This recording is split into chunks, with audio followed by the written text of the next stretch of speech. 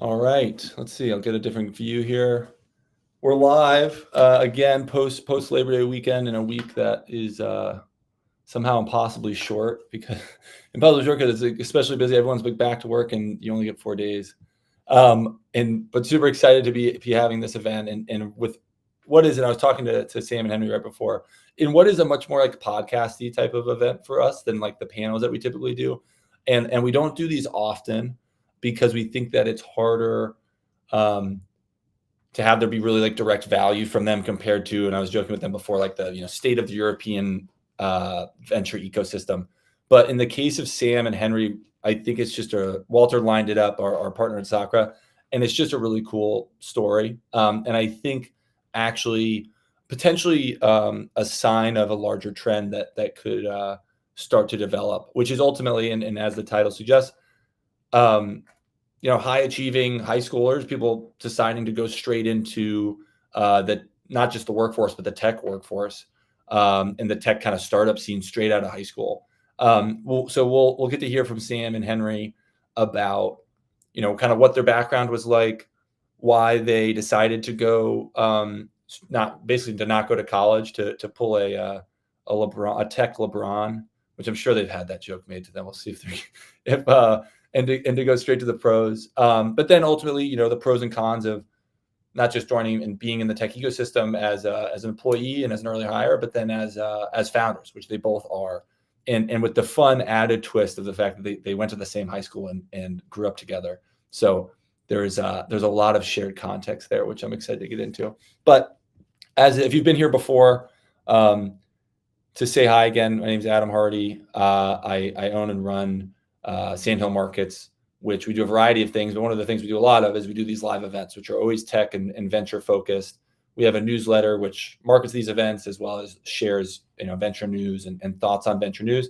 And then we have a syndicate. We do a variety of early stage investing and then some late stage stuff, some bigger deals on that side. It was YC season, so we're doing YC stuff, and that's a kind of character of some of the stuff we do on a more regular basis. And I mentioned these guys a little bit, but to give a little bit more background, and I actually have Walter wrote a really good, a better intros, and I'll let them give full intros. But Sam's the founder of Wafer, bringing AI to the Android. I'll let him do a better job of explaining that. And he actually went straight out of high school, and it's not included here, but was I think, and we'll have Sam set the record straight before, but was valedictorian of his high school. So it's not like college wasn't an option. Like he could have gone to college, decided not to, and actually worked for Walter, who's our partner over at Sacra, as well as a couple other startups before starting his own. And I don't know, not to age him directly, but all before he would have been like a junior or something. So he's definitely on the right path, it feels like. And then his childhood friend and also straight out of high school founder, which we'll talk about how that introduced how those things work together. Henry's founder of Kickbot, leading tool used by live streamers to add advanced interactivity to streams. I asked him if we use Restream. I asked him if he knew how it worked, and he joked with me that he very much knows how it works. So if you're a streamer, you maybe seen Kickbot around. If you haven't, you should check it out. And after high school, again, decided not to go to school, not to go to college, was a ski bum for a while, a ski technician, which reads ski bum, which I dreamt of being at one time as well. Did some DoorDash, and ultimately, started his first agency in the crypto space before getting into Kickbot and stuff. So those are super short intros, purposefully so killed the first 5 minutes. I'm going to drop this down. I'll pull the boys up here, and I'll see if I can figure out how to get this down. And we're live. Hey guys. Awesome. Hey. Hello.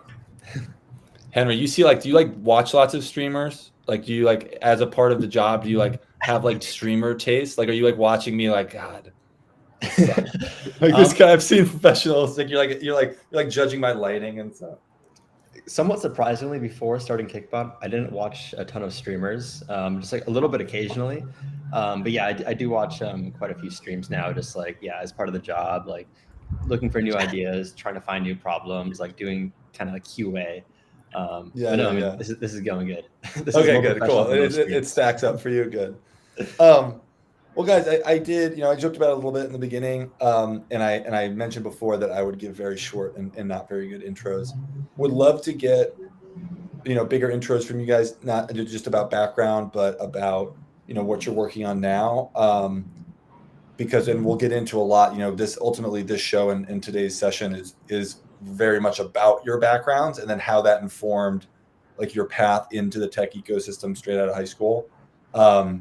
So we'll spend a lot of time like on the intros, but it's still good to get, this is who you are, what you're into, a few minutes or the full version. Sam, do you want to start us out? Yeah, totally. I mean, since we're kind of we'll go into the lineage, the chronologically. I'll start a little bit of like sort of high level on that. And so yeah, Henry and I went to high school together. We met in like second grade. We hacked around on a lot of projects together. Henry was kind of like my boss up until we graduated senior year.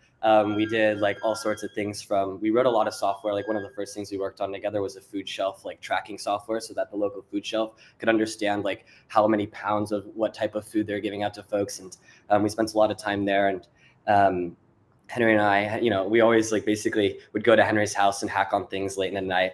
And then, yeah, so after high school or like sort of in high school, we were hacking all these projects. And I, planned on I wanted to come out to California for school. It's like any excuse to get out to California where the tech is like what I want to do. And it was at a time when it was still unclear if schools would be in person. Like Henry and I were graduating as COVID was sort of at its peak. We sort of missed our junior and senior years. And we took advantage of that though, right? Like we didn't have to go into person in the school. So we worked on all these like funky side projects while we're supposed to be doing calculus. And so we definitely took advantage of it. And but that what also meant was, by the time applications opened up for school, it was such like it's a weird position to be in. Nobody could promise in person. And I was like, am I going to pay 40 grand a year for out of state tuition if I'm going to have to still live in my parents' house? And at the time I was working on this sort of on my own. I was working on this peer-to-peer file sharing app, which Walter alluded to in his LinkedIn post. And I very naively like sent Walter this super long cold email. And I was like, hey, I'm working on this. I know you're an angel investor. We briefly interacted on Twitter before. Do you want to write me like a $10,000 check? Do you want to write me $10,000 checks? Like, keep working on this. He's like, literally the response was like, dude, this is like a cool project, not a product. You want to come work for me instead? And I was like, holy shit, like this is way better. Like I can make way more money this way. And so I really appreciate Walter for taking like this big bet on me. If you read that cold email, I don't know if many other people would have taken that bet. And so I worked with Walter for like just under a year and a half, I think. And around then I was sort of getting like, they're a remote company. And I really was like, I want to get out to California still. And Walter was like, I have a lot more appreciation for Walter as a founder now that I'm sort of in those shoes. I was like, man, this dude is hardcore. And now I'm like, oh shit, like now I have to be hardcore.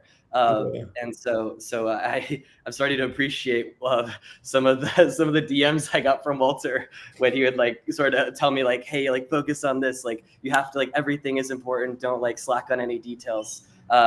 And so I joined this other company, and it was out in Palo Alto. Worked there for like a little over a year. It was slightly larger. I got to learn from a larger team of engineers. But then I was like, man, like this isn't the product I want to work on. I'm doing this like 50 hours a week, and I just have all this energy that's getting spent on something I'm not very excited about. And so, you'd walk home from the Caltrain, you'd walk home and you'd see all these cruise cars going by. You'd see these massive like Boeing planes flying over. You're like, I'm working on this like consumer like gaming app, and I was like, I want to go work on this huge shift happening. And what I thought was like all these agent companies were the things that were super exciting to me. So I talked to a bunch of them. I like left that job, talked to a bunch of those agent companies, and ended up joining Lindy. Lindy is like a company that's doing agents in like a ChatGPT style interface. I think that's changed. So don't like quote me on that anymore. But that was sort of the product when I was there. And I worked there for only 2 months. I was really excited about it, but I still had all this energy, and I felt like there were some things that I wanted to do differently. And so I didn't take a day off. I worked for the full 2 months, and I talked to Flo, the CEO, and I was like, hey, Flo, like, I really want to go try this experiment of instead of having to prompt the agents, I wanted to pull in all this data across all these different applications you use, but I wanted to be proactive and not prompted. And so I was like, I'm going to go fork the Android open source project, because Android's like this is the largest consumer operating system in the world. And it's like our mobile phones have the most like personal level of detail on us. So I want to be able to use that detail to infer what actions that the user would take and start to proactively do them for you. And sort of like the analogy is like, it's not like Siri where you have to prompt Siri. It's like when you get a 2-factor authentication code and it autofills inside of the input field. It's like, it should just feel like very serendipitous like this, but every interaction with your phone. And so that's what I'm up to. We raced around hiring folks, got the office set up, and some empty desks to fill. So that's where we're at now. Yeah, I appreciate you having us. No, super excited, and a little backstory on Sam and I as well, because so me and Walter know each other for years now. God, like crypto was big crypto was big the first time that Walter and I met, and then Sam, we met at an event that Sam was not invited to, but that he showed up to anyways, and is a good I think a good note on what it takes in a lot of ways in tech and when you break it in and stuff. But so Henry, yeah, similar. I know we got a little bit of backstory. You guys were high school, hacker buddies, but I think a little bit different path in terms of how you ended up. Like, obviously similar interests, right? And I'm excited to kind of get into that part of it, and the COVID thing I think is interesting. But yeah, what was your path like post high school? Yeah. So obviously in high school, Sam and I worked together on a lot of projects. I think I was into computers and kind of programming a little bit before Sam. Originally back in like the middle school days, I was putting together like Minecraft servers and trying to self-host my own servers. So that was kind of my introduction to the whole programming computer scene. And then through high school, obviously Sam and I worked on projects together, just hacked on a lot of stuff. And then kind of similar story to Sam, we were juniors and seniors during COVID. So as we were applying to colleges, we had no idea if it was gonna be in person. And then we also had a lot of competition applying to colleges because the year before us, everyone basically deferred to not go to college, or they were automatically deferred. So we were competing with like twice as many applicants in colleges now. So I applied to, I'm like super into skiing. So I'm like, well, if I go to college, I want to, go to a college where I can ski. So I kind of figured that the University of Washington and the University of Utah were my best options. They were like the closest to mountains, but also had good computer science schools. So I applied to University of Washington, University of Utah. I got rejected from the University of Washington computer science school just because there were so many applicants, like I think 2 or 3 times as many as like a normal year. So super competitive. But I did get accepted to University of Utah, which I was planning to go to. But I actually ended up not going to that. Decided like in like July or August before the school year. But that summer, right after I graduated, I basically just DoorDashed. I was doing. This is also when like NFTs and crypto were blowing up. So my friends and I were just like buying crypto, buying NFTs, DoorDashing, putting our DoorDash money into crypto and trying to like 10x it and losing a lot of it, but also like making some money. At the same time as DoorDashing, I decided, I'm not going to go to college. It's just like a lot of uncertainty, but I also kind of felt like I wasn't really ready for college yet. I was like, I'm not sure if I want to do computer science. I'm not sure if I want to try building something on my own first. So I convinced some of my friends to move out to Salt Lake City with me to basically just like ski bum for a year. Just like move out in an apartment, basically just DoorDash on the side and just try to ski every day, which was a pretty solid plan. Can't really go wrong with that. So for the first month, we basically, there was 3 of us, we just all DoorDashed every day and skied every day. It was pretty solid. And then crypto and NFT started getting really big. And at the same time, I started a crypto and like NFT Discord server. And it just out of nowhere just blew up, like 5,000 members in this Discord server. And it was basically like an alpha server for like what NFTs to buy. And through that, I actually gained a lot of connections to people starting Web3 companies and people trying to launch crypto projects and NFTs. And they basically said, we like what you did here with your Discord server. can you do the same for our Discord server, or for our Twitter, or for our social media? And I'm like, sure, I'll help you out for 3% of your mint, or for X amount per month. So Yeah. I basically started this agency where we would help manage Discord servers, manage social medias, find developers for really any crypto Web3 project. Did that for a couple of years until crypto kind of started dying out in like 2022. And then I started getting back into software development. Originally, I tried to create a tool that would basically scrape information off Discord and Twitter and like other social medias to try to find social signals and what like NFTs and crypto products to buy. My hypothesis was, rather than looking at what NFTs people are currently buying, we can look at what NFTs people are talking about, because that's probably a better like signal on what NFTs or cryptocurrencies will skyrocket. And while I was working on that, I actually started working as a contract software developer for a company called Outta, which is basically like like Amazon for digital products. So I kind of stopped working on my own stuff, started working there as just like a contract software developer. And after about a year of doing that, so Sam actually sent me a DM on Twitter of this clip from Kick, which is Kick is a live streaming platform very similar to Twitch. It's pretty new, like only a couple years old. So Sam sends me this clip from Kick of this guy just doing just crazy stuff, just like super like weird, obnoxious guy. And we're like, this is a weird clip. Like, what platform is this? And I'm looking, I'm like, this looks like Twitch, but it's not Twitch. It's like green and it has a different name. So I'm looking into what platform this is. I'm like, I've never seen this before. And I discovered it's called Kick. And I'm like, interesting, like some new platform, whatever. But over this like search period of trying to figure out what this platform was, I must have opened some stuff on Reddit, because now every time I open Reddit or I open my email, I'd see posts from this Kick streaming subreddit. Basically people like asking super basic questions, like how do I add like a chat overlay to my stream, or how do I download my past streams? So I looked into it and I'm like, well, there's this brand new live streaming platform that has tens of thousands, hundreds of thousands of streamers with no third-party tools. So I basically, over a weekend, built the original version of Kickbot, which is what I'm working on now, which was basically just like some super simple stream tools for streamers. I launched it. I got like maybe a couple hundred streamers using it over like a week. There's just like super high demand because there was no other options out there. So then I just kept iterating, adding more features based on what people were asking for on Reddit and on Discord, and just kind of kept growing. And at this point, I'm working on it full time and making enough to live in San Francisco. Sweet.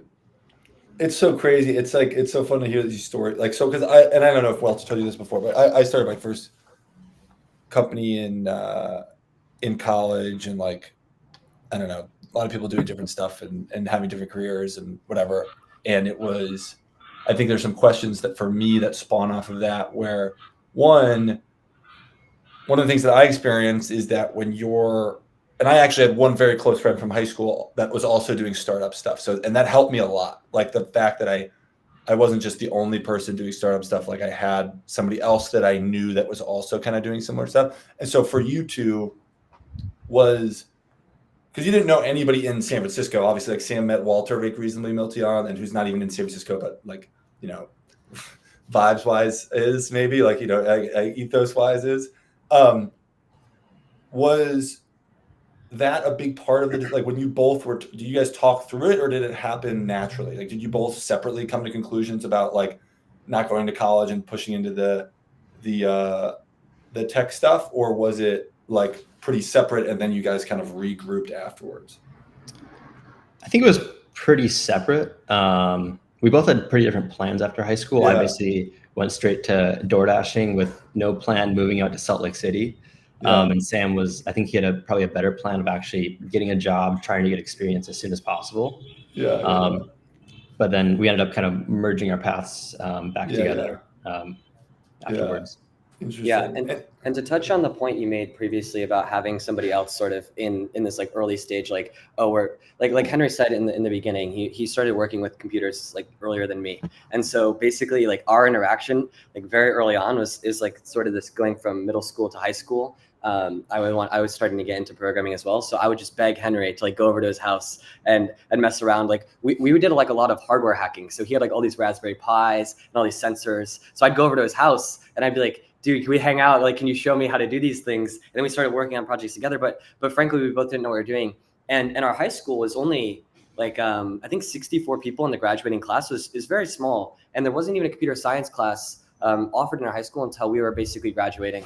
And so having somebody else that was interested in these types of things, like interested in startups, interested in hacking, is super helpful. Like I don't think I would be out here if I didn't have someone else that was like sort of encouraging me and like showing me getting me introduced a little bit. And then yeah, like you said, we went to like separate, like we worked a little bit after high school, but then I was like, yo, like you're living in Utah, you know, you work like remote, you make money, like just come out to San Francisco. And so actually like this place you're looking at, which is now my office, Henry just moved out of here. Like this used to be a residential lease, and I got it converted 2 days ago.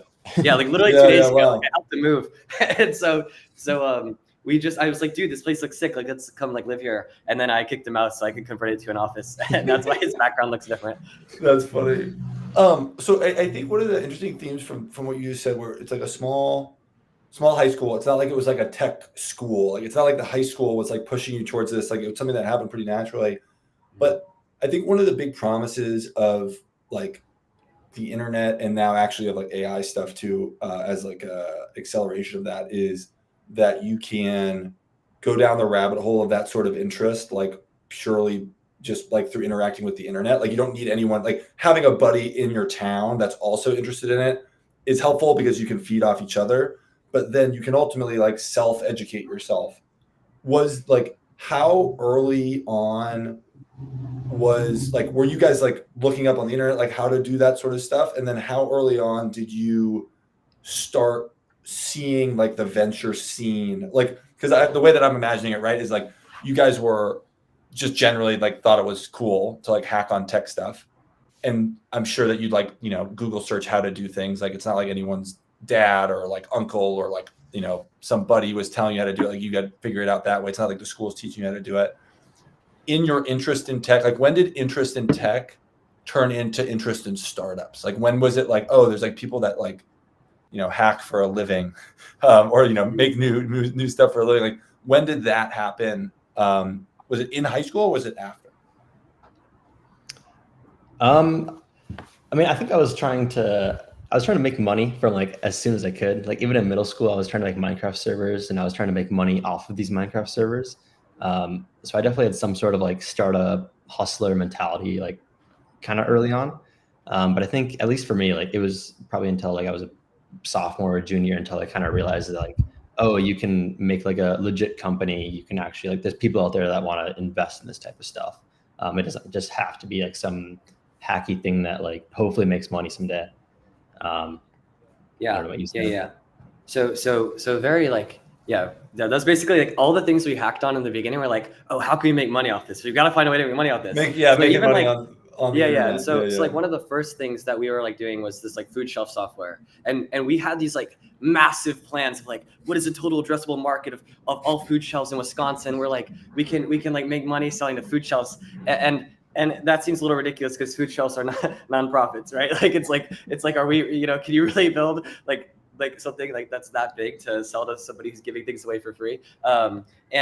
But this was like a lot of the inspiration for working on like projects was it was very much like we're gonna learn like the tech so we can build this project and the project is gonna make us money. Like it was we weren't just like, oh, I want to write code to write code. It was like I want to write code because it's the cheapest way to build things, right? Like if you don't have to like assemble hardware, you don't have to pay for anything. You just get a computer and you type enough and then hopefully money comes out on the other side. So I think that was like a lot of the inspiration behind like Henry and I hacking. But yeah, the VC thing was kind of interesting because I thought raising venture capital would be harder than making money. Like I was like, oh, like we can just make money. Like we don't have to raise venture capital. That sounds way too hard.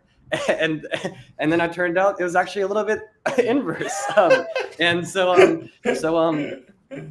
a lot of the things Henry and I hacked on were like, oh, dude, if we can make like 60 grand a year, then we could just like let that sit. We could go work on something else. And so that's kind of like Henry. That's like the joke is that Henry is like the bootstrapped indie hacker, and I'm like the venture backed like like loser like founder, and so there's like a slight like beef. Not actually, but the realization that venture was like a little bit more accessible didn't really happen until I fully like obviously you grow up, you watch The Social Network, and you're like, oh, you can walk in with pajamas and you just get like millions of dollars, like but that still seemed ridiculous, and so it didn't really like hit me that this was a possibility until I was out here, and I was just like seeing all my friends go through YC and seeing all my friends at South Park Commons. I'm like, actually, like, you know, these people, like, we talk all the time. Like, am I really like that much different than them? And then I was like, all right, I'll just go figure it out.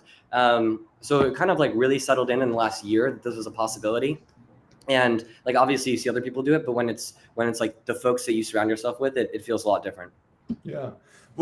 That's super. And I think the theme that I see there twice, right, where there's the, you know, you two obviously, you know, surrounding with each other, right? Like, it's not a big group, but it's still a group when you were kind of in the early days of that. And then ultimately going for it, like in San Francisco, and like whatever the trope is of like, you are who you surround yourself with. So if you're surrounding yourself with, you know, venture-backed founders, like next thing you know, here you are. But in terms of like thinking about like pivotal moments within that transition for both of you, and in terms of like maybe influences on you in the early, both in like the early like making money on the internet days and the like making money off of software or tech or whatever, and like where you are now, have you found like, were there any, I don't know, for me, and which is like cliche or whatever, but I remember reading 0 to 1. Like when I had my first like, you know, startup, we sold mattresses, we rented mattresses to college kids. Like it was like it was similar to the food shelf thing. Like, and I remember reading 0 to 1 and being like, holy shit, like this is like my like Bible on this stuff. And it was a big thing for me. And then obviously the other kind of cliche of it is like the Paul Graham essays, or like YC content in generally, like that speaks to this sort of like how you can do this thing. For you guys, were there any, whatever, whether it be individuals that you like, you know, follow on Twitter and social media, or blogs, or, you know, resources that you felt shaped like part of your ambition in the space? And that could be on the indie hacker side, also on the bootstrap. Like I know there's a very vibrant like indie hacker community as well, or like bootstrap founder community. Does anything jump out? I can start, and then Henry, you can think. Wait a second. I've always had a hard time getting very inspired from people that I don't know. Like there's like certain books, like actually like the Jim Henson biography, like the Muppet Man, like the guy who made like Sesame Street and Muppets. I really like that book. But that was pretty much like the only biography that I read that was like inspiring. But other than that, it's like I found it difficult to get inspired by folks that I don't know, like because they don't know you. So it's like, how can they really give you any type of advice, any type of like inspiration if they're not doing the mapping from their experience to your experience? And so one of like the biggest inflection points, like I think if you're kind of going in the route of like inflection points, I think honestly every 3 months there's a new inflection point and somebody I have to be grateful for. But one of the first ones, not, you know, I know Walter's watching this, so I'm not trying to like glaze like too hard, but Walter was like, when Walter just like read the message and heard me out and took me seriously, I think that was when I understood, like, holy shit, you know, I can just type an email, and if I word it correctly, and if I like show the things I'm passionate about, people resonate with that. And I think that was one of the biggest inflection points, was that these types of like cold emails, like the outreach, can actually go very far. And then it's so hard to put in perspective how much, like, if soccer hadn't been there, I don't think I would be even like the path would have diverged entirely differently. Like Walter was, you know, this was a Wisconsin like salary. Walter doesn't know what glaze means. My first job, I was like 18 and I was making the same amount as my dad. And my parents were like super trepidatious about the fact that I wasn't going to college. Neither of them had gone to college, or my mom went and then left after 2 years. So neither of them had degrees. And so to them, it was like, oh, like, you're very studious.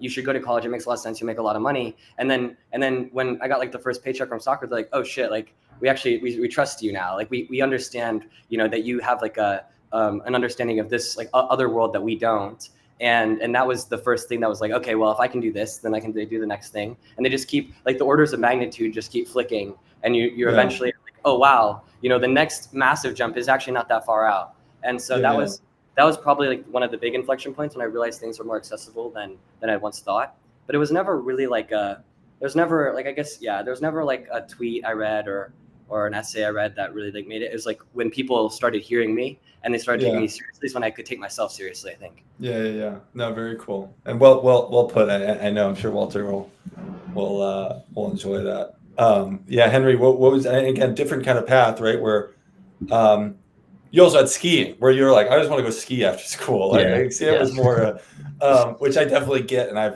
have friends that did that, and I definitely at least daydreamt about it many a time.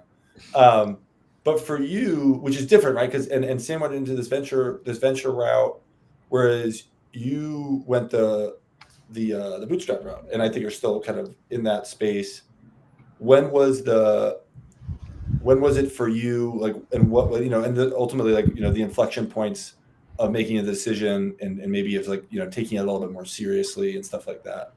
Yeah, I mean, I think one of the first kind of like inflection points where I realized that like, oh, this is actually something I can do is when Sam and I were in high school, we actually built a website to track COVID-19 cases in the state of Wisconsin. At the time, this is like super early COVID, so there were like no statistic tools, no maps, like hardly any information. But we realized that the Wisconsin Department of Health every day published on their website like some CSV of like the amount of cases in every county in Wisconsin.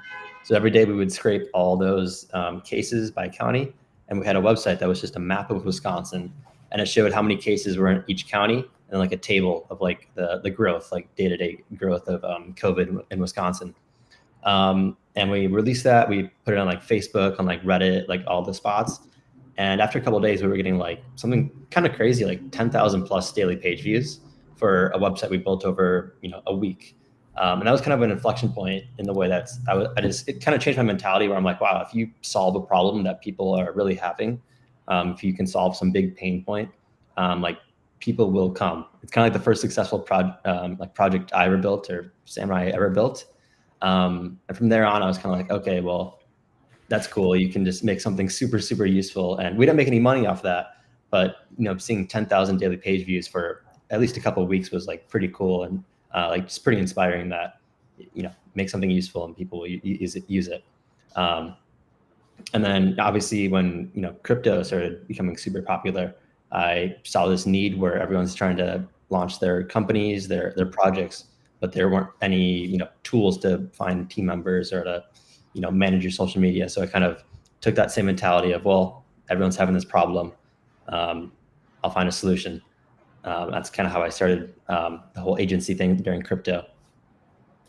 But I have like Sam said, if I have a specific tweet or a specific. But it's interesting. I think that, and I wasn't necessarily thinking about, and maybe I framed it in the wrong way, but it makes sense of like, I think that, and just to, as I like think back on both of your responses, it feels like for Sam, there are people that come to mind as inflection points, and people that are maybe feel far away but become peers, and like that allows like your ambition to grow, Sam, and your like image of yourself as like an entrepreneur. And for Henry, it feels like it was, there was more like product traction aspects of it, where you're like, oh shit, like if I make like, it's a lot of people looking at my website, like maybe if I, maybe I could do more, or it's not so crazy to think that you could have that many people like paying attention to a tool that you built. There's also something to point out, which is like, there's an insane, like when you go from scraping for like $300 so you can like get your parents off your case, like there's something insane about getting offered, like a salary. And then in Henry's case, like, I don't know if he's gonna tell this story, but I'll briefly tell it, and then I'll let Henry like take it. But like there was a day, like a single day, that he made 20 grand, and it went from like DoorDash, right?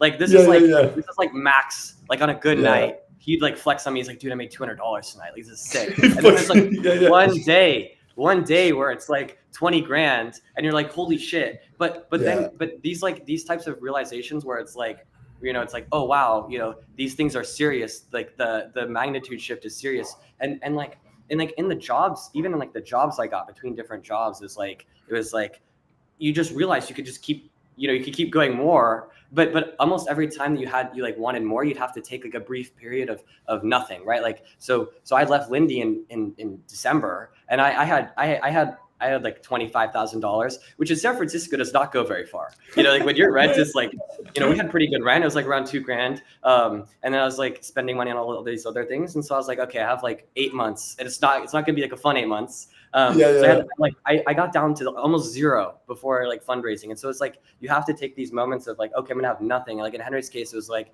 oh, like I'm gonna DoorDash for a while, and I'm gonna know it's gonna be shit. But it's going to end up like, there's going to be something at the end that this sacrifice is worth. And I think those types of like big jumps are when you start to like have more confidence in your agency. I think that goes a long ways, because then you can see it again. Like once you have a few of those moments, you can see it in the next time as well. And so it kind of helps you get through you can be more comfortable. You can be more comfortable in like the J curve. If Right. you go through it a couple of times, you're like, yeah, I mean, it's shitty right now, but like it'll be better in the future. And that makes this not as bad. Totally. One thing, I have one kind of basic question, and then one like I think vaguer question about like how ambition can grow, and that I can loop into some of my own like thoughts as a young founder. But how big was COVID for this? Because I feel like there's like a big part of this story, right, where if COVID didn't happen, like you just go to college, like what, like why wouldn't? Because I feel like a big part of the original kind of like taking a step back moment and like thinking about whether or not you want to do it was because the COVID situation was so like crazy, right? Where like going to college didn't seem that fun or cool, or like seemed kind of like a shitty deal. When you look back on it, do you think that the path would be, and obviously, everything, a small change would have changed everything kind of a thing, but does COVID feel like it created this like pause to think harder about whether or not you wanted to go to college? And I don't know, what do you suspect would have happened if that wasn't the case? Yeah, I think for us, COVID almost gave us almost like a half gap year in high school, where it's like we were online high school for about a year, I guess. And obviously online high school, you're not going to do art class. You're going to learn how to program, or you're going to like do something else besides your art. And like the workload was super basic. So at least for me, it kind of gave me like some time to reflect, like, wow, almost like a gap year where I could kind of think and catch up. Like, what do I actually want to do? Like I have more time to actually do some things I'm interested in now. Is college what I want to do? And then, with like the added difficulty of getting into schools and the uncertainty, I think it definitely played a role in my decision. I probably would have gone to college without COVID. Yeah, I think the big thing was, like what Henry said is you got to like defer all of your classes to some degree. Like you had to like log in, but you didn't have to do much else. I don't know if that was a good thing or a bad thing. I think Henry and I, we did a pretty good job of not letting it make us complacent. Like I think we spent a lot of time like using the time we would have had in school to then go and like, hack on our own things. And I think that was valuable. But at the same time, I'm starting to become aware of where I would be at if I was in college right now. And we'll see in like 5 years if I'm happy I didn't go to college or what. I think there's still a lot I have to go like prove for that judgment to be made. And of course, like I do think that was, if COVID had not happened, I would probably be in college right now. But maybe I would have dropped out. So that was like, at this point, it was like 4 years ago or like 3 years ago. And so many things like are based off of that it's kind of hard to have a real understanding. But honestly, like for us, COVID was not like it, like we kind of like leveraged COVID to the degree that we could.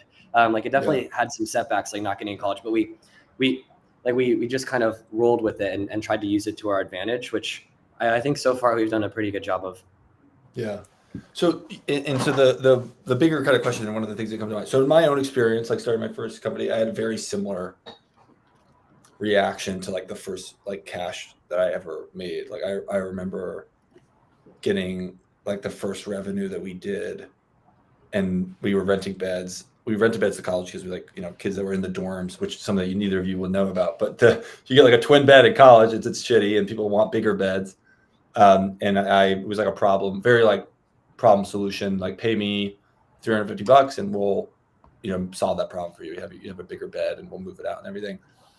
And we did, I think, like it was like, you know, tens of thousands of dollars in revenue in the first year. And there was a lot of work. It was a shitty job. I like had to move like hundreds of beds physically around campus. It's not like a sustainable lifestyle, but it was more money than I'd ever seen. And it had a big impact on me in terms of like, oh, you can do that. Like it like the thing that, you know, that Henry was saying, like it sounds like you both had that experience of like, oh, you can like make money solving problems for people, and it can be a lot of money. But then I think that there's like, when you jump into the, and maybe Sam and Henry, maybe you've talked about this, where it's like, you talk into the venture world, the ambition aspect of the numbers you have to be targeting is like really crazy. Like the actual, like what does $100 million ARR actually mean? Like I was excited about $100,000 of ARR, and like it wasn't even really ARR, right? Like it was just like, you know, we do about $100,000 of revenue every year. And so I think that one of the things in my own experience as a young founder is that stepping up your ambition levels isn't like you can say it and you can know that it's what you need to target, but like it's still a crazy thing. How do you think about, and this is, you know, different for each of you, how do you think your ambition has grown as someone who builds things over the course of this period? And like, I don't know if you have any thoughts about like your trajectory there. And I think Henry, maybe on the bootstrap side, I think it'd be interesting to have you continue to go down that path of like what you consider, like what your targets are, like what's a big day, like what would be something you'd be super excited about, and like do you see that, you know, again on that theme of like having your ambition grow as a young founder? Because again, I don't think like people walk out of, you know, middle school being like, I'm going to do $1 billion in revenue. Like it happens like gradually in terms of like what your ambition is and what's exciting to you. Yeah, I mean, for me, it's like, I guess compared to like a venture company or like a large company, it's very tangible for me. Like I'm a one-man team. I have a couple contractors, a couple, you know, people doing some like a little bit of small work, but it's basically a one-man team. Which the upside of that is like any revenue, you know, if I sell the company one day, it's all me. So like if I can double my revenue, I basically double my salary, which is like very motivating. It's very tangible. So if I say, yeah, if I try to shoot for $1 million ARR, to scale that big, I'd probably have to take on some more expenses, maybe get a couple employees, but that's like a pretty tangible like increase from my salary. So that's definitely motivating. I'd imagine in a, you know, more of a venture-based company or a larger company where you need more team members, or you know, you actually have to grow year over year. That's probably a different mindset. But it's a big motivator for me. Yeah, just purely from like a lifestyle yeah benefit perspective of like, if you do twice as much revenue, like you're gonna see that play a role in your day-to-day life, and like that's kind of where you're kind of current. I wonder how long that'll last with you living in San Francisco. Yeah, I feel like San Francisco, right? Because like that's the thing about San Francisco, where like I think it really pushes you to go bigger in terms of that. And so Sam, I feel like that's what you've experienced. I would assume.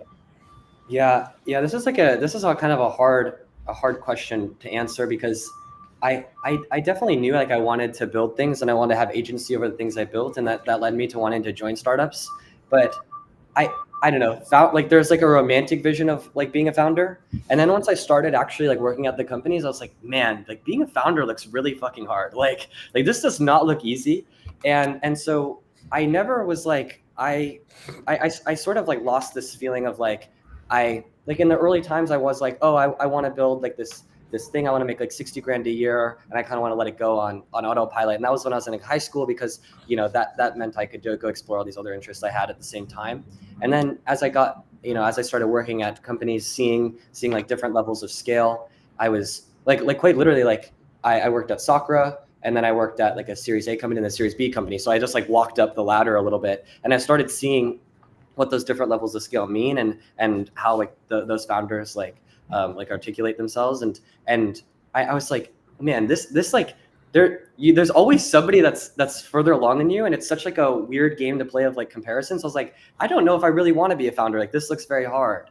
And And then it became like a thing of like, oh wait, like I'm really excited about building this thing. Like I'm going to go look for people who are building it the way I see it in my head. And then when I didn't see anyone else building it, I was like, this is going to drive me crazy if nobody does this. So I was like, I guess I'll just go do it. And so for me, like the ambition is like, I want everyone to use this product. Like, you know, in like the long tail, it's not necessarily like, it's like, I want market share, like 70% of all mobile like devices are Android devices. I want all of that. And then 30% are Apple. And I want to like cut into that as well. But most of it is like right now, the tangible sort of ambition of scale is how many people that I really look up to can I get to join and work with me on this problem? Because that's a much more, you know, I can measure that more like easily. And I think like right now we're still a little while out from actually having like, you know, this is like a 15-year ambition. And the ambition that I have over 6 months is like, you know, I have some folks that are working on like, you know, we're doing a contract basis, hopefully into full time. And, you know, they're out right now, but you know, I love those, like those are the people who get me like really excited. And I want to just have as many of those around so that we can actually go build this thing in the longer term. So my ambition right now, like my lowercase a ambition is like, I want to like surround myself with those folks, and then I'll focus on like the next year. But even like hiring is such a crazy concept to me, because when I started having people come in every day, it was like, wow, like if I do a bad job, these people don't have a job. If like I do a bad job, this dies right now. And that was such like that alone, that like type of scale, like the people you affect started to like really, you know, that was when things like felt really real. Like it was not like when I raised money, it was when like there was like a, you know, like the word company means the people you're surrounded with. So it's like when I had a real company, when I'm surrounded with people, that's when things started like getting really real in my head. And that's kind of the scale I'm focused on right now. Yeah. So one thing that goes to that, I think that the age portion is an interesting aspect of, and I think it got like when, and San Francisco again is good about this, and tech is good about this, because there's people that came before you guys, or came before me, that were very young and very, you know, ended up being great leaders, right? Like we all saw the social network stuff. Like everyone has that like seared into their head. Like the young tech founder is actually the more like typical caricature of a young tech founder, that rather than it being like, you know, the older executive, like, you know, the older corporate executive, like they duel in that way. But then when it actually comes down to telling people what to do, that can be like a different feeling. I think that remote work helped that, right? And I think I'd be interested to hear, Henry, in your kind of experience of hiring, like, you know, how old you were when maybe you hired your first like contractor, like what that experience was like, how you've maybe grown in thinking about like managing people as someone that is, you know, younger, basically. And then Sam, like in person, of hiring people. And I would imagine that the people that you're like, you know, your dream hires, I would assume are maybe a little older, and like what those conversations are like in practice, both from like a, you know, maybe pros and cons, but ultimately like from a feeling perspective. But yeah, Henry, on your side, what was it like, and what has it become, you know, on the, you know, you said you hired a couple contractors. There's a lot of this that you avoid, and I'm sure that, you know, when you hear about Sam's the real founder stress of like, if it doesn't work out, like there's people that aren't going to be very happy compared to like the solar operator thing. But like, you know, when did you first start getting comfortable like hiring other people? Was that a moment? Was that pretty natural? Like, yeah, give me a little bit of that. Yeah, the first real moment was when I was working with like NFT and crypto projects back in like 2021. It was literally an agency, so we were, you know, hiring people and putting people on a different projects we were working with. So I think I was like 18 and 19 at that time, trying to find people to run social medias, people to run Discord servers, like developers, like really all around the world, which was a little bit stressful and something I just never did before. But luckily, you know, being crypto, there was a decent amount of like money available, which makes it a lot easier to find people and to kind of like have some control rather than like, you know, fighting over some salary or like how much money they're going to get. So that was kind of helpful, just like to be exposed to that pretty early on, and have some people to kind of help me out with that process too. Just like some people I was working with. But now it's like, if I have I'm not very good at design. So if I need a page designed or a logo designed, I have like a good kind of list of people I can reach out to that I know are, good designers or good developers, where I can reach out and say, hey, I need this task done, or I need you to help with this for a month. And I'm fairly comfortable with that, but I like to keep I don't know if liability is the right word, but unlike Sam, like if things go south for me, it's not like I have a whole, payroll of people going under. It's really just me that suffers, which is, it definitely reduces the risk. But yeah, I don't know. Sam's kind of it reduces like some of the. Well, it reduces some of the stress of it, like risk. It reduces some of the perceived responsibility Totally. that you have on a day-to-day basis. And it's interesting to hear about the crypto part of it, because I think that also feels like a interesting moment, and go back on the inflection point aspect of the COVID thing obviously was big, like maybe it wouldn't have gone the same way, and then it sounds like crypto was probably big for you personally, of like you're making money on the internet, like solving problems for people in a way that it was a unique time in internet money for sure, right? And you took advantage of that. But then ultimately, got experience there that has brought you to where you are now. Sam, different in person, different full-time hires compared to contractors are very different. Like what's that been like for you? Yeah, I think the difficult part is realizing that the hiring process is not started when you reach out to somebody like now. It started 6 months ago, and usually the folks that you really connect with are it's because what I discovered, I was like, oh, I'm like looking for people whose LinkedIn profiles, like I started paying for LinkedIn a month ago, which I felt like ridiculous for.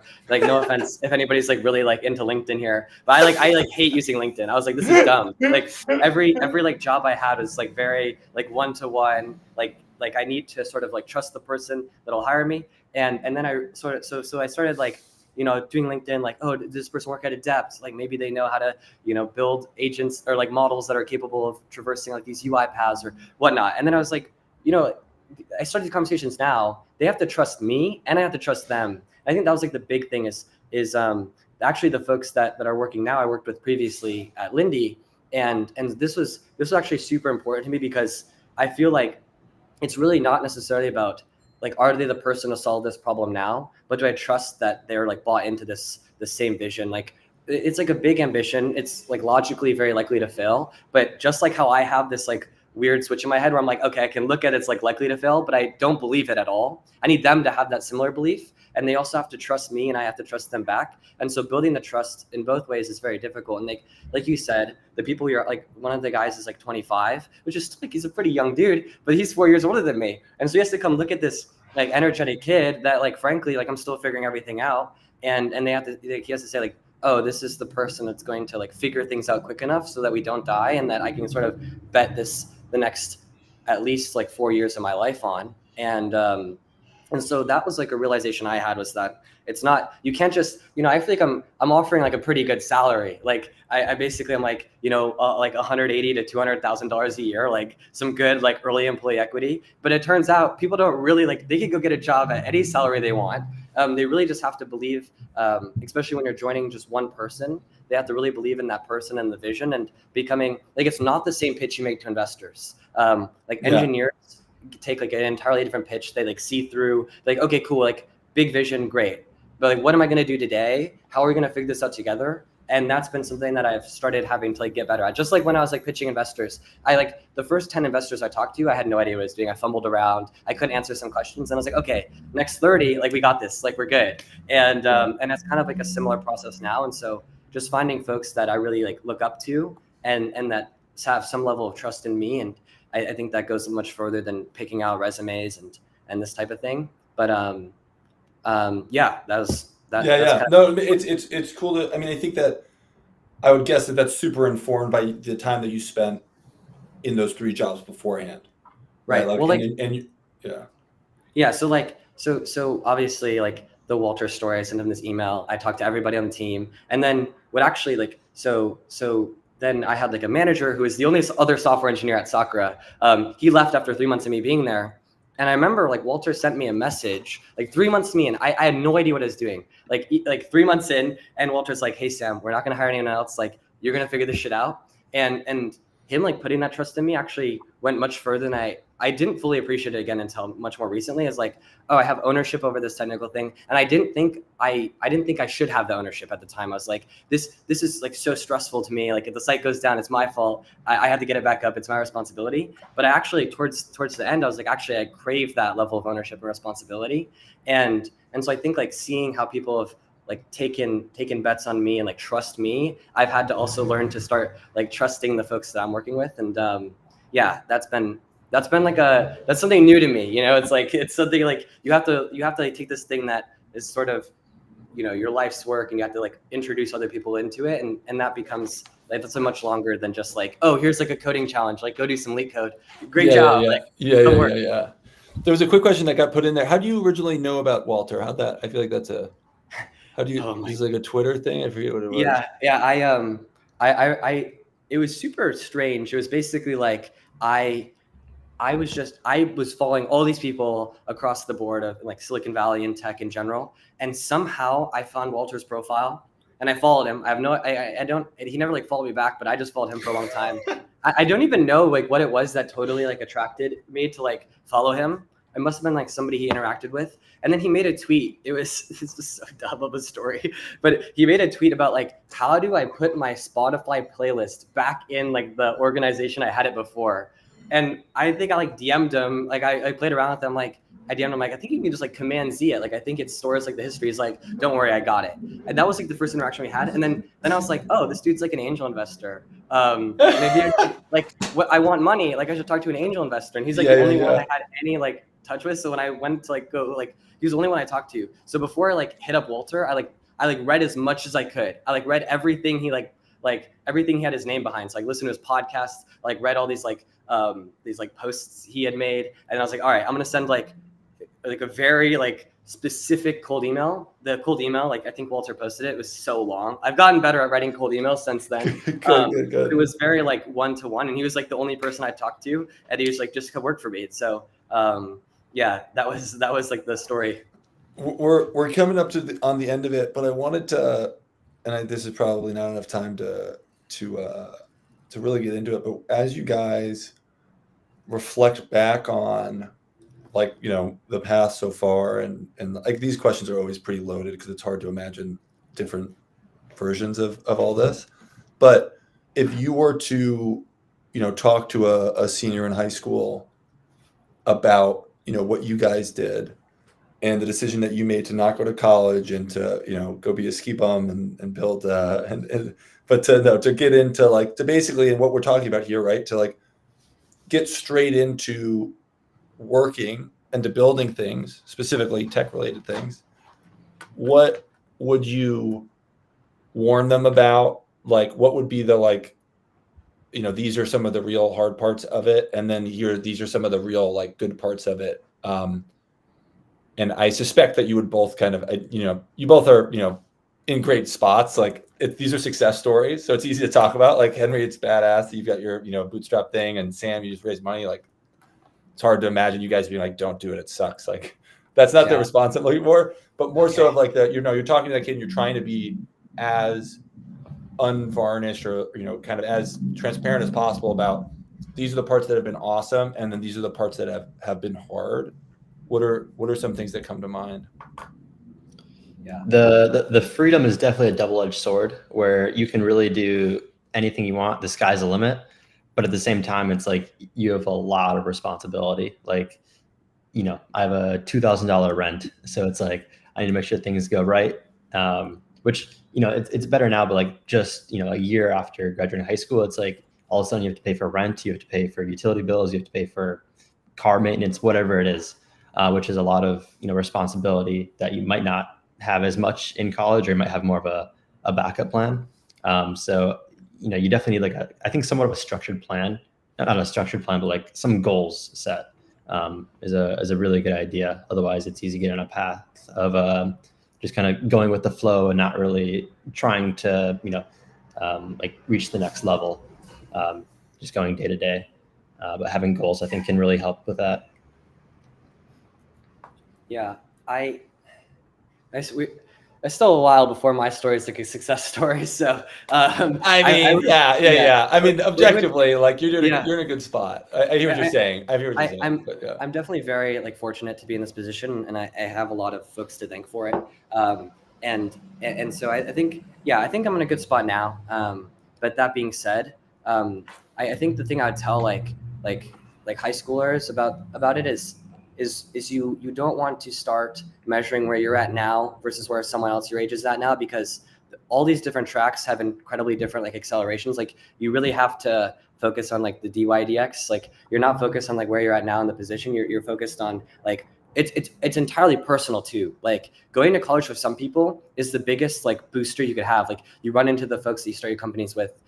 You're allowed to like explore interest for 4 years. So I wouldn't necessarily tell them to not go to college or to go to college. I would say like think deeply about it and like own your decision once you've made it. Like once you've made the decision, you have to live with it for probably at least a year, especially if it's like a gap year length. And in a lot of cases, like that decision is something you own like forever. And so I'd say like once you make a decision, like trust your gut, go with it, and like see it through.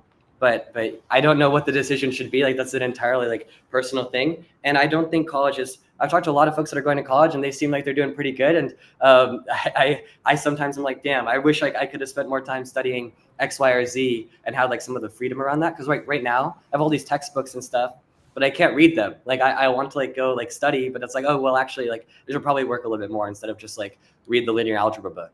And so I would definitely say like just like spend some time thinking about it, and once you've made that decision, like own it. Don't try to like go back and forth. Like just own it for a little while and then come to another decision. But yeah, that's kind of, I guess, kind of like what Henry said, like take it day by day, like own it, like do the next thing, and then there's a time to make another decision, like kind of apply the same process. That's sort of what I did. I don't know if I did that perfectly, but that's what I would that's what I would advise. That's what yeah.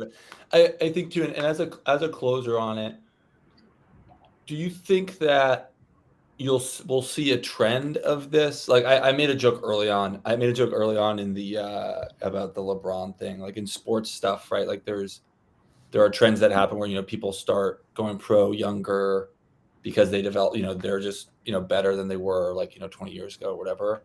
I think that in the tech space, like there's a lot of conversation. There has been for a long. Like at first, it started with like MBA programs. Tech was like out on MBA programs. Like MBA programs are stupid. Like and who does that anymore?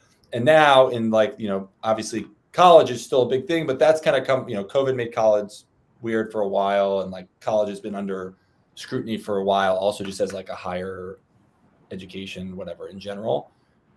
Do you think that you'll see more kids? The cohort below you that will maybe drop out more, or not even wouldn't even go and then drop out, would just go straight into it? Or do you think that it's still a pretty niche thing? Like, and this is like a feel and anecdotal, like in terms of, and San Francisco is a weird place for this generally, but I think you guys have a good sense of it with both the San Francisco scene you currently live in and like the Wisconsin scene that you ultimately grew up in, and I'm sure have buddies from still. Yeah, I definitely think that it's going to become more popular, especially with how accessible, like, there used to be like when I remember like my parents saying like, oh, back in my day, like I couldn't just type in like a Google search bar on the internet and have access to information. I had to go to the library, right? And now it's like, I don't even have to like search Google. I can just ask ChatGPT and it can give me like the full answer to my question. And so I definitely think that there's going to be some level of like, there's going to be a lot of very autodidactic like kids coming out of high school that are like, actually, I don't really know if I need to go do all this. I definitely could see there being a trend, especially in tech. I think in other sectors that there's definitely like, especially talking to my friends from high school, this is not as necessarily like of a common like thread. So in tech, I can definitely see it. And I think we kind of are seeing it with a lot of the folks we hang out with. But it'll probably happen over the next like couple decades, maybe even just this, like 10 years. I think we'll see kind of an increase in like bootstrap founders and people being maybe like seniors in high school making 10K MRR, because there's a lot of like really ambitious kids in high school. And before, the main bottleneck or the main limit was people don't know how to program. It takes a long time to learn how to program, learning all these skills. But now you have, I mean, ChatGPT, Cursor, you can do so much with like a little bit of knowledge. And I think we're going to see all these ambitious high school kids like starting to build projects that are actually successful, and just, making more money than they would going to college before they're even out of high school. Yeah. That could be cool to see. Yeah, interesting. I really appreciate you guys jumping on. It's a fun conversation for me, and it's cool to see you guys. I love the like childhood friend aspect of this. Is so like wild in the background of it, and I'm excited to continue to follow along. I know we're all Henry needs to be friends with Walter also, so that we can all hang out at some point. But I appreciate you guys jumping on, and I hope we'll stay in touch. And we'll share this through the newsletter and on the socials and all that. So totally. Thank you so much for having us. It was a lot of fun. Yeah. No, it was great. All right, let's see if I'll pull it down. See you guys. All right, see ya. See ya. Bye.